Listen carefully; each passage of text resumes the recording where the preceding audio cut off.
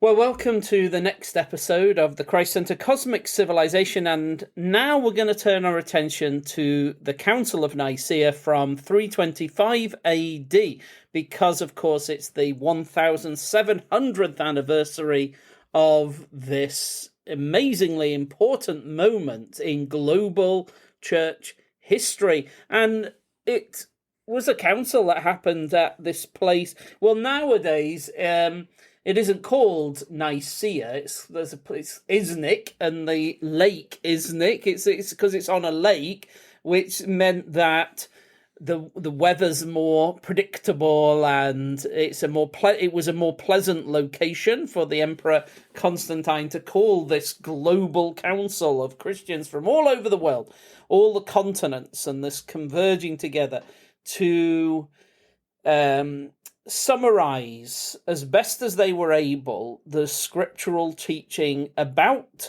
the Trinity, particularly in reference to God the Son, in response to the particular debates that had arisen through a guy called Arius. Now, what we want to do, it's going to take us some time. We're going to do several episodes on this to try and pick away at the language that's used and to also understand what the significance of that was, what people understood by the language at the time, how that's come to be understood, some of the complexities of it and the usefulness of this creed and how it's ended up becoming the standard for global Christianity, really. There's all kinds of diversity of church all around the world, but really the gold standard for whether you truly are a Christian church or not is whether people can confess this creed, the Nicene Creed. And all the other ecumenical councils, none of them occupy this level of universal acceptance. So how is it that this creed that is formulated at Nicaea, how did it come to have that level of buy-in? Did it have that level of buy-in at the time? And how has it come to occupy this status? And that if we are desiring to think accurately about the living God, Father, Son, and Holy Spirit, is it okay to only rely just completely on this language of Nicaea, or is it that it's a useful conceptual framework, but it isn't necessarily the only kind of way that we should talk about the Trinity? Well, look, we're running ahead of ourselves a little bit here. Let's actually begin with the word that's at the center of the Nicene Creed, because the Creed says that the Son is Homoousios with the Father, of the same being, of the same substance, of one substance with the Father. That's often how we might confess it on a Sunday if we do stand to confess the Nicene Creed. Usually people use the Apostles' Creed, but if you do use the Nicene Creed, or when you use it, because there's sometimes in the year you're required to use it in many churches, we would say that the Son is of the same substance as the Father. And it was that phrase that is right at the heart of the controversy of that Nicaea is seeking to solve. And the word, like homo meaning same, ousios being, the same being. So the Son is the same being as the Father. Now, we have become so acclimatized to just saying that, and I remember like listening to theologians who just assert, homoousios, so the Son is homoousios. That is totally obvious, totally straightforward. and they almost assume that everyone previous to the Council of Nicaea really probably thought this and spoke like this.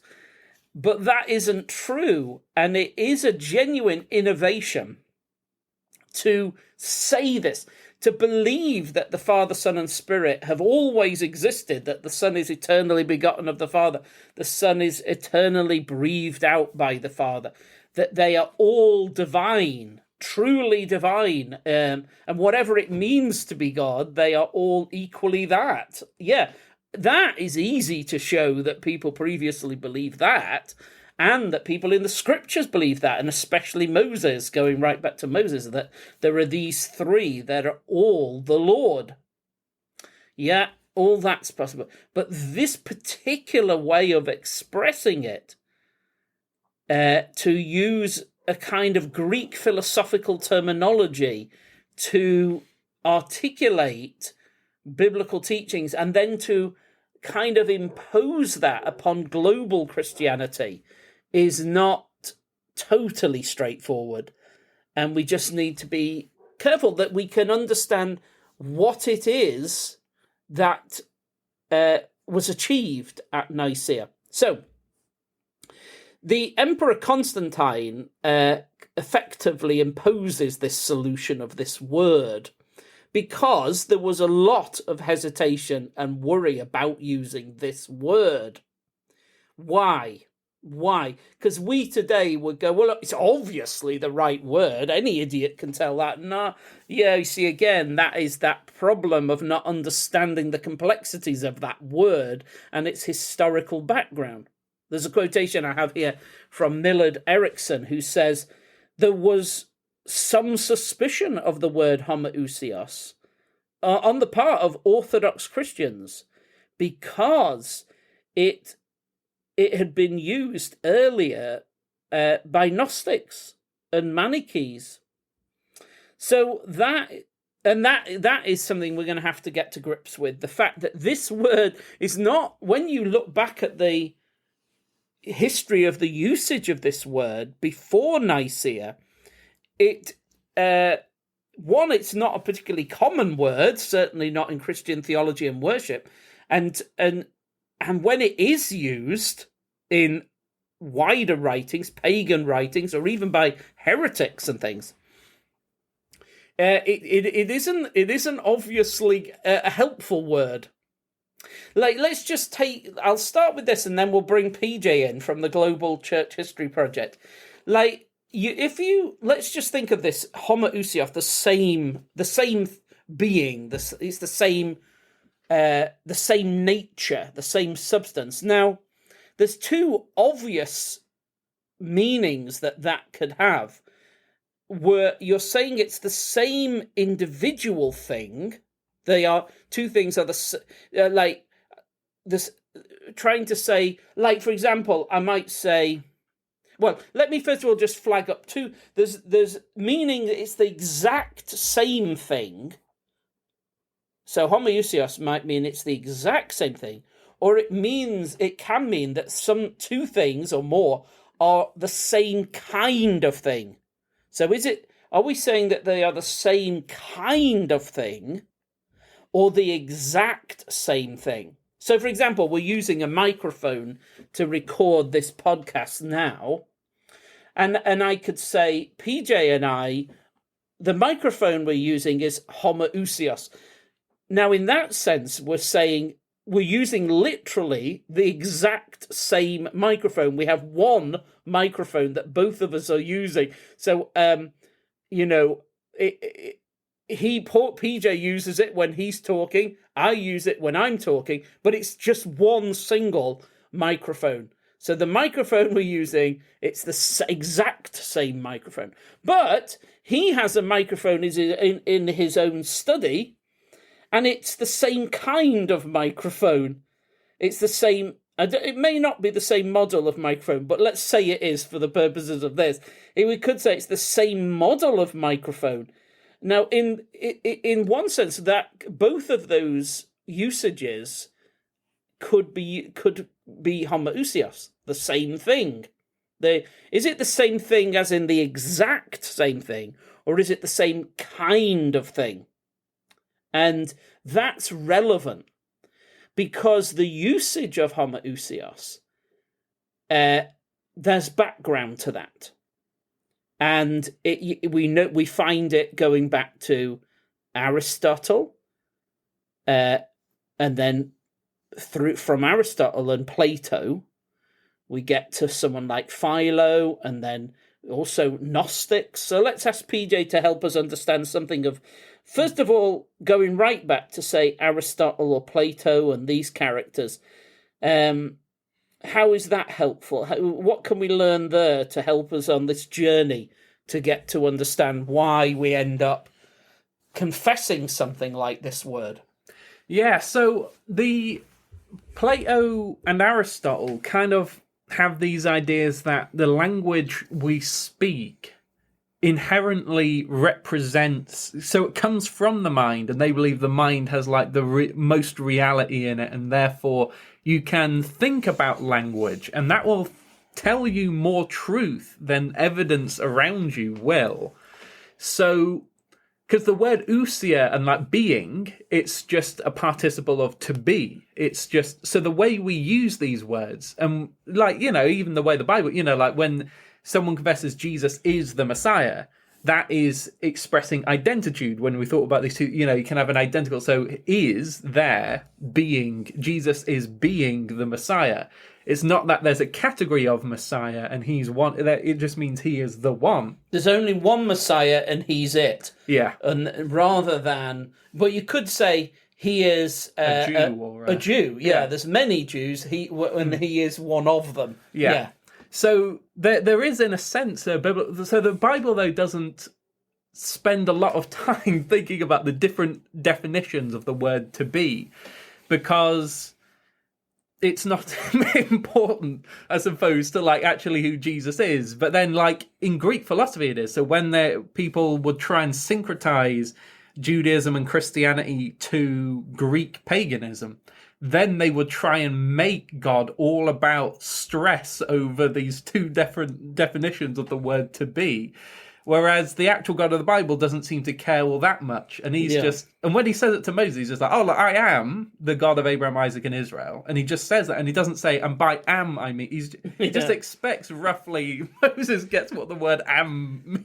Yeah, that's true. It's a very straightforward conversation. Whereas we can think of, like in modern times, where Jordan Peterson is asked, what do you mean by it depends what you mean by the word is. And then he gets incredibly stressed about the word is. And Greeks would do that then, because they'd be like, it depends what you mean by the word is. Yeah. Whereas Moses is just like, I know what you mean. Yeah. And so even ousia appears in the Bible. Like if someone gives from what he owns, typically in the Bible it says he gave of his substance, is ousia. Yes, yeah. So even that is like something you possess, but it's not identical with you and all of that. So all these different senses exist in the Bible, but the Bible doesn't worry about it because it probably expects that you'll pick up from context what is being meant, and that all these things aren't referring to the same thing. But anyway, these Greek philosophers, they aren't so chilled about it, and partly it's because they haven't had this revelation that Moses had. And so they're just trying to figure out the truth all on their own. But then Socrates says like demons tell him stuff, so then that's worrying. And early church fathers notice this and go, he's admitting to getting stuff off demons. Yeah. So that is always worrying. So Socrates did receive a revelation, but not necessarily from goodly spirits. But so anyway, that's like whether categories are the real thing, and for Plato it's that categories are the most important thing. They're the only thing that's real, and all instances are just shadows of categories. And then Aristotle has it the other way around, and they're just debating over what the word to be means. So it's really, is the idea of something the most important thing? Or is just an actual example of something the most important thing? And then one of them's like, it's the idea of something's more important. And then the other one's like, no, like the only let's start with the real examples of things. And so it's like that. And so they're like theorizing about that, but what happens? So, and Philo, because he's then ends up using Greek language. So how would Philo end up like kind of affecting this Homoousios language? Yeah, so he tries to describe the biblical creation story in language that Greek pagans would understand, so we can evangelize to them. And he does successfully evangelize quite a lot of people. And he and his family are made citizens by Caesar, is and then we also think there's other people who are related to Philo that we see in the Gospels and so on that have come to believe through his preaching. So he's this amazing preacher. We do love Philo, 30 BC to 50 AD guy, yeah. He's incredible. So, yeah, we do love him, and just like we love Augustine, but recognise some of his weaknesses in that he tries to adopt the language of the pagans around him so we can express Christians' truths to them, but perhaps sometimes pagan language isn't always ideal and it can cause these problems.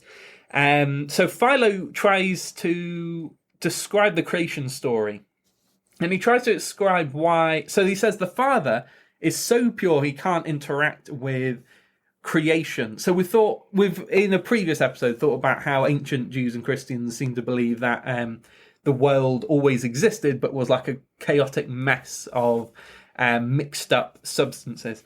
And so Philo believes that, and he believes that idea of mess and confusion and things not being where they're supposed to be, that is sin, and the Father can't stand sin and can't interact with it, and Jesus can go into sin and mess and fix it. But then they say, even he, because he does keep himself pure from sin, so even he then has to use angels, which are made of his substance. And so he uses this sort of phrase, that of the same substance. I think he uses a different word for substance, but from the context, it's clear he's meaning the same thing. He makes angels of his own, what he is, to use them as gloves. He uses, I think he uses an analogy, or maybe it's a commentary on Philo that does, but basically as gloves, so he doesn't get himself dirty going into the mess to save the world from the mess it's gotten into, and that's what creation is. Angels are the kind of gloves by which he's able to interact with physical things, but he says that the angels are of the divine substance. Yeah. And he's trying to say the angels are kind of an extension of God's activity and his agency. They're not divine persons in the way that the Father is with his logos and spirit, but they are divine, and Philo does call them divine. They are gods. Yeah. Well, even the scriptures we use that language of these angelic beings. So Philo's they are, so they have a divine substance to them. Yeah. So he could say that they are homoousios, of the same substance. And he has an idea which becomes quite influential, and maybe he doesn't invent it because there may be a biblical basis for it, but he certainly takes it in a Platonic direction that the angels are given charge over certain categories and things. So we see in Revelation that there's one angel that's given charge over all fire, and he lives in the sun. And so, God is obviously in charge of all fire and everything. So this is something about God he's given to an angel. But this angel only has one thing. So he kind of has it as if he delegates, as if the Father delegates all authority through the Son, but then the Son kind of delegates this out to all these angels. So he's obviously he is the divine emperor and he has all authority over everything. But then he'll say to this archangel, you administer fire under my authority, and then here's someone else another one can. So it's delegating out all his authority through angelic intermediaries. Yeah. And so the difference between a god, like an angel, and the God. So he does refer to the Father, Son, and Spirit as all the God, and then the Son as second God, and all of that. The difference between them, Jesus has all the fullness of the deity in him, whereas this archangel that has fire has just the fire power. A piece of the divinity, yeah. So Jesus has all the fullness of the divinity. The angels have fragments of it. Yeah. So that becomes a very influential idea, not without its problems, because Gnosticism seems to use a lot of the same language. Right, so Gnosticism is a development. You get it really even in the 2nd century, don't you? Yeah. I mean, I've heard people trace it back to the 1st century, but we definitely have got full-blown Gnosticism going on in the 2nd century. Why is that relevant? Because they have a complicated view of cosmology. And that is relevant to this, isn't it?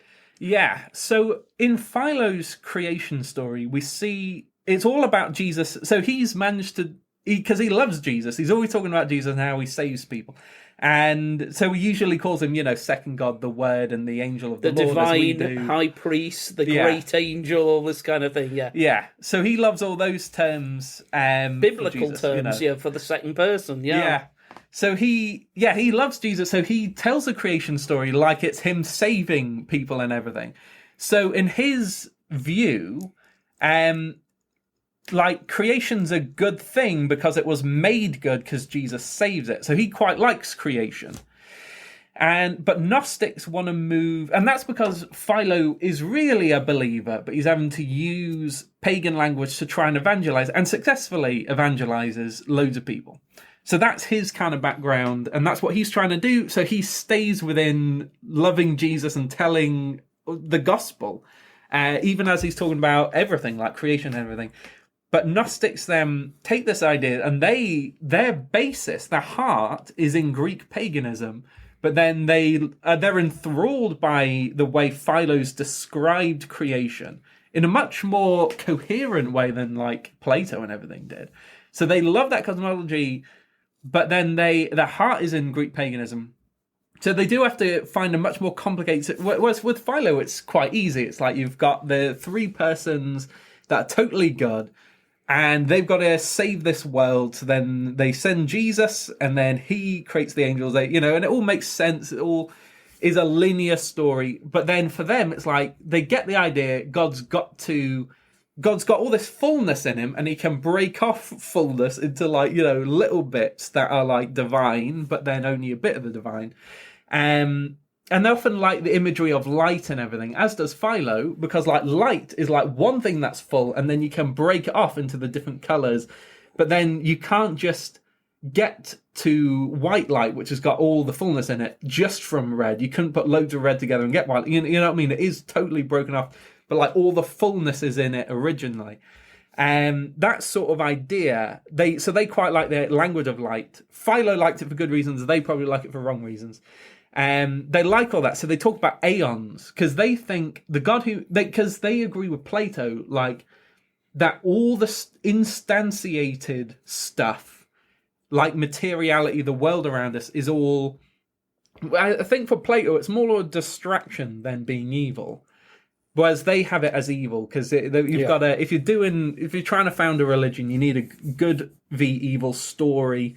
You need clear guidelines, and so if it's not good, it's got to be evil. That's what they go with. The world's evil, and as we thought last time as well, when we were talking about Gnosticism in the last episode, it's because they hate Jesus, and Jesus became part of the world, and then they're like, well, because they hate Jesus, even though they say they love Jesus, they actually hate Jesus. So then they say the world is evil, so they can reject the real Jesus. So that goes on. So then they have God create aeons. They have to come with a different word, because angels are the messengers of the creator of the world, but they have to say the creator of the world is evil and is not the real God. So then they say angels are servants of that, and then they come up with another word, aeons, because the Bible does talk about, aeon means world, and the Bible does talk about, before all worlds, before all ages, you have, and he created all the worlds and all of that language. So then there's another word for something that seems quite important and intrinsic to the universe, that is an angel that's created right at the beginning, or before the beginning maybe. And so they use that, and they go with aeon then. So then they think angels are created by the God of this world, because clearly they are associated with saving this world and intervening in material matters and things. So they say angels are the evil ones. And sometimes they call them archons, because also archon, Michael is called the great archon in Daniel. So then they associate that with the world, the demiurge, the one who made the universe. And then aeon they have with all their goodly ones, in their mind goodly, which means immaterial, are just categories, which they think makes them more real. Let me just clarify all of this, just so so the idea then is that there's the Gnostics have the idea that there are two sort of mighty gods. One is the source of material things, which obviously are bad.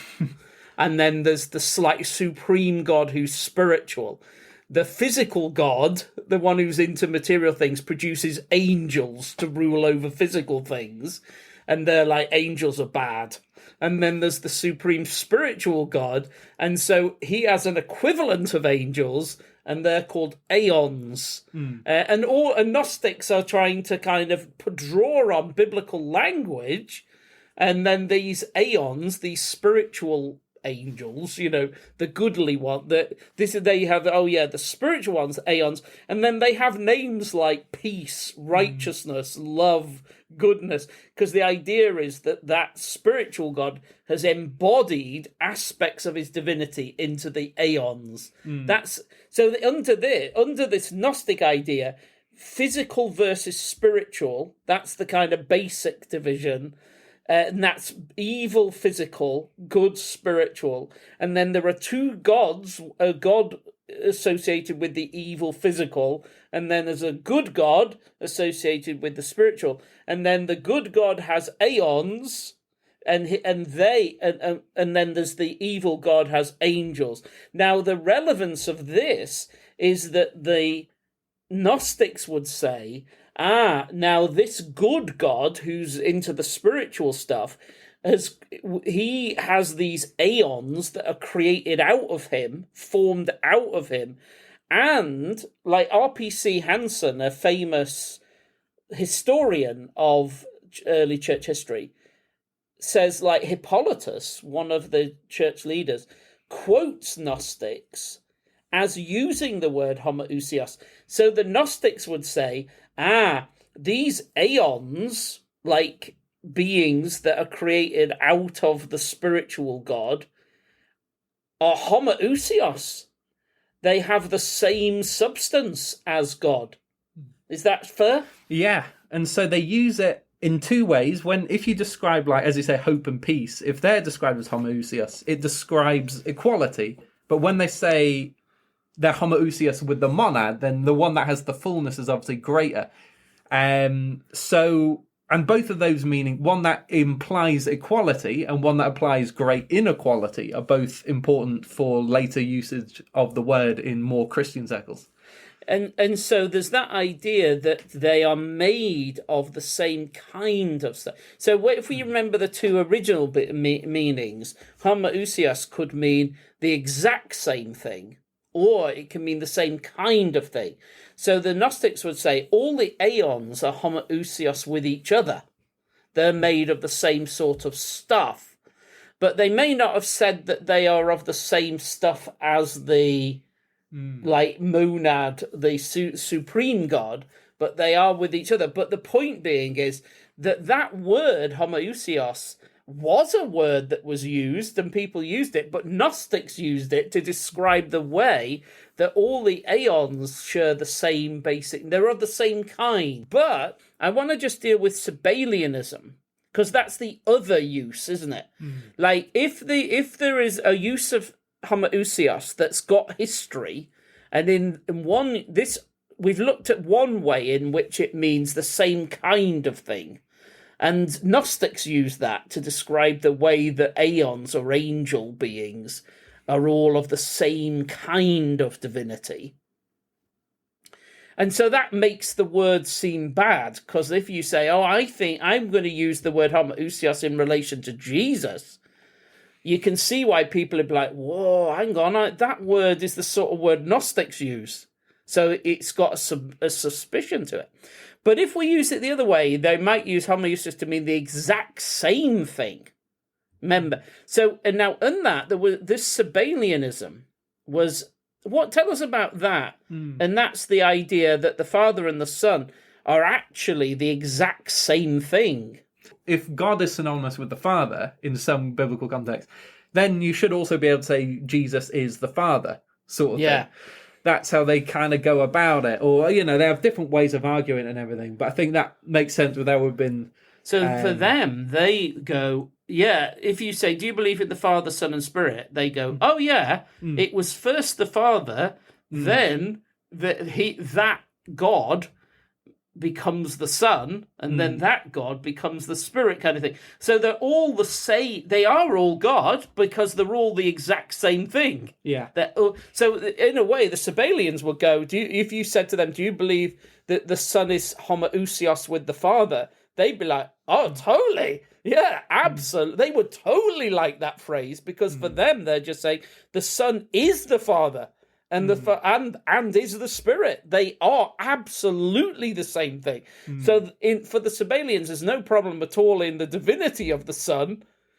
But the problem is like believing that the Son and the Spirit are in some ways different. Yeah. And we're going to have to come to that in a future episode to emphasize the difference, why it's not only important to assert the sameness, but you must also, and this is what the Nicene Creed does, assert the difference between the Father, Son, and Spirit. Because if you look at that, what language do we have to say that?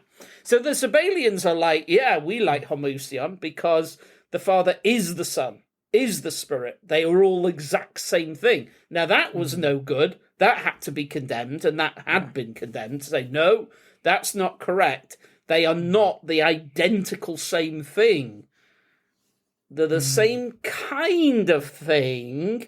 But how does that take us to this Paul of Samosata and then to Arius? One very important thing to note is he's the teacher of a guy called St. Lucian the Martyr, who then is the teacher of Arius. So Paul of Samosata is the grandfather, spiritually speaking, or theologically speaking, of Arius. Yeah. And that's important because Paul of Samosata gets condemned by... it's called the Council of Antioch, but there seems to be a number of councils of Antioch that run from 264 to 269 over a 5-year period. And for the Council of Antioch in 268, they condemn the use of the word of homoousios because it feels Sabellian. The thing is, people who try and write polemics at the time against Paulism either try and defend the divinity of the Son, which only makes sense if he's using it only makes sense if homoousios in some way means the Son isn't divine, which makes sense in that Gnostic way. But other people do, as you say, they try and use the same polemics they used against Sabellianism against Paulism, which means they clearly seem to think that. So, so it's quite hard to make sense of exactly what he's teaching, in a sense, because we only know about it because of people's reaction to Paul, and people have these two totally opposite reactions where they're like saying, but both of them say he's using homoousios the wrong way, or that like at that time no one had ever used it the right way. Yeah, so he might be saying that the Son, that Jesus is like an emanation, so he might be using the Gnostic language, or it could be that he's saying something more like there is only one, like that God the Father, God the Son, and God the Spirit are all the exact same thing, homoousios like that, and that what Jesus is kind of adopted by the one God. And so there's this guy who follows him called Lucian, and then Lucian gives right to Arius. And then when we arrive with Arius, he has this idea that there is this, like, the Father is really God, and then Jesus is like an emanation.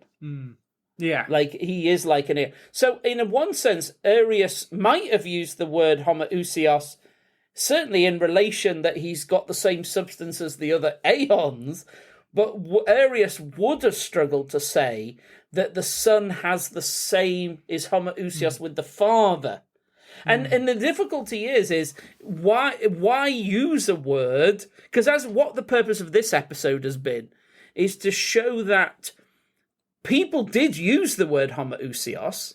Gnostics used it in relation to the aeons, all being of the same being. Unitarian modalists might have used it, saying that the Father, the Son, and the Spirit are homoousios, meaning they're all the exact same thing. That the Father, Son, Spirit are the exact same thing. There's just one person who is God, and the Father, Son, Spirit are the exact same thing, homoousios. And then remember the other one, the Gnostics would go, well, there are divine beings, and they are homoousios, but they are creatures, and they're divine creatures that are homoousios with each other. So you can see, if you were a person who is being called along to this council at Nicaea, and people are saying, we're thinking of using the word homoousios to describe the Trinity. If you've had experience of meeting Gnostics, you might be like, oh, I don't think that's a good idea at all. That word is well dodgy, because that's how Gnostics use that word to describe aeons and angels and things. I don't think that's the best word. So you might be hesitant about it for that reason. Or if you've had a lot of experience of Sabellianism, Unitarians, who would say, oh, the Father, Son, and Spirit are homoousios. They're all the exact same thing. And there aren't three. There's just one who is like just God, and that the Father is the Son and is the Spirit.